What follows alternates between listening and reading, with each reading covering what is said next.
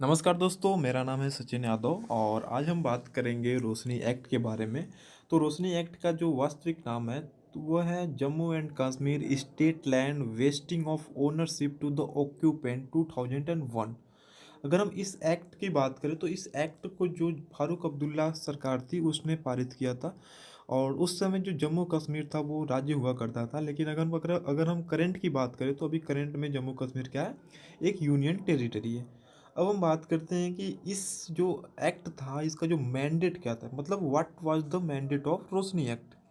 और हम लेटर जानेंगे कि इस एक्ट को हम क्यों रोशनी एक्ट कहते हैं।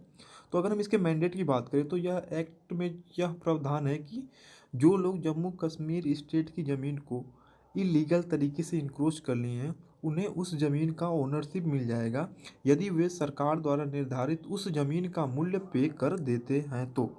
ठीक है। तो इसमें अगर इंक्रोचमेंट का जो कट ऑफ डेट था वो 1990 था, जो कि मोस्ट कंट्रोवर्शियल था। ठीक है। इस एक्ट को लाने का यह उद्देश्य था सरकार का कि इन जो 20 लाख कैनाल ज़मीन हैं इनकी ओनरशिप को ट्रांसफ़र करने पर सरकार को लगभग 25,000 करोड़ रुपए की आमदनी होगी, जिसका उपयोग जम्मू एंड कश्मीर की जो गवर्नमेंट है वो हाइड्रो इलेक्ट्रिक पावर के जनरेशन में उपयोग करेगी।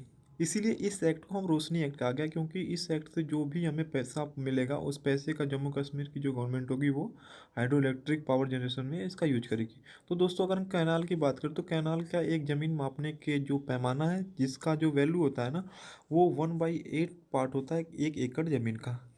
यह लोकतंत्र है दोस्तों। तो सरकारें आती हैं और जाती हैं। समय था 2005 और जम्मू एंड कश्मीर में सरकार बनी पीडीपी और कांग्रेस के अलायंस की, और महबूबा मुफ्ती जम्मू एंड कश्मीर की सीएम बन गई।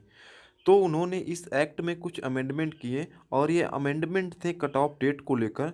तो महबूबा मुफ्ती सरकार ने इस एक्ट की कट ऑफ डेट 1990 से बढ़ाकर 2004 कर दी। मतलब 2004 से पहले जितने लोगों ने स्टेट की ज़मीन को इलीगल तरीके से इंक्रोच किया है सबको उस ज़मीन का लीगल ओनरशिप मिल जाएगा यदि वे सरकार द्वारा निर्धारित प्राइस को पे कर देते हैं तो।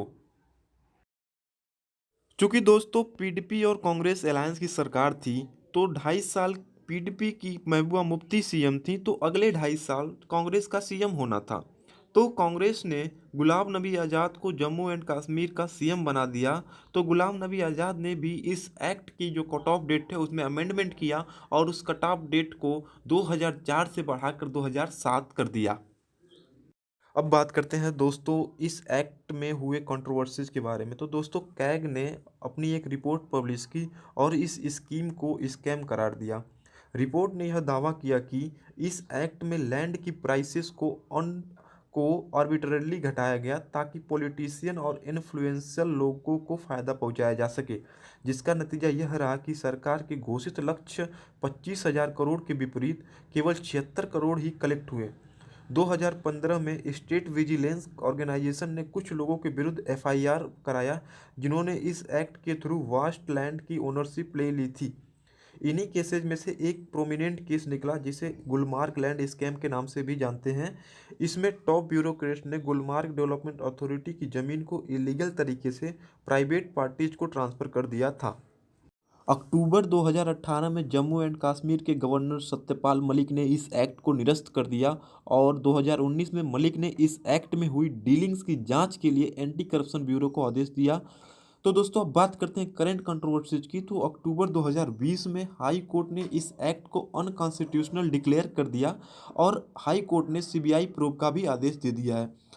हाई कोर्ट ने गवर्नमेंट को इस एक्ट में जितने लोगों को लैंड ट्रांसफ़र हुआ उनके नाम पब्लिश करने के आदेश दिए। तो सरकार ने उनके नाम पब्लिश किए तो बड़े बड़े पॉलिटिशियंस और इन्फ्लुएंसर्स लोगों के नाम सामने निकल कर आए हैं।